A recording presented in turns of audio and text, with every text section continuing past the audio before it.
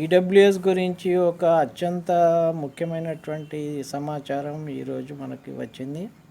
కేంద్రీయ విద్యాలయ పాఠశాలల్లో EWS quota seat కావాలనుకునే వారికి ఆదాయ పరిమితి ఎంత ఉండాలో నిర్ణయించే అధికారం కేంద్ర ప్రభుత్వానికే ఉందని ఢిల్లీ హైకోర్టు అభిప్రాయపడింది.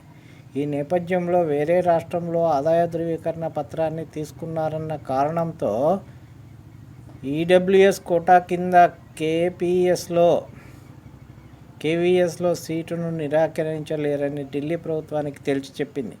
ఉత్తరప్రదేశ్కు చెందిన ఓ వ్యక్తి తన కుమారుణ్ణి ఢిల్లీలోని కేవీఎస్లో చేర్చడానికి వెళ్ళగా ఆదాయ ధృవీకరణ పత్రం యూపీ ప్రభుత్వం ఇచ్చింది కావడంతో సీటు నిరాకరించారు. దీంతో ఆయన హైకోర్టును ఆశ్రయించారు. ఆ బాలుడు 1వ తరగతి అడ్మిషన్ సమయంలో కేసు వేసినప్పటికీ విచారణకు సమయం పట్టినందున 3వ తరగతిలో అడ్మిషన్ ఇవ్వాలని కోర్టు తాజాగా ఆదేశించింది.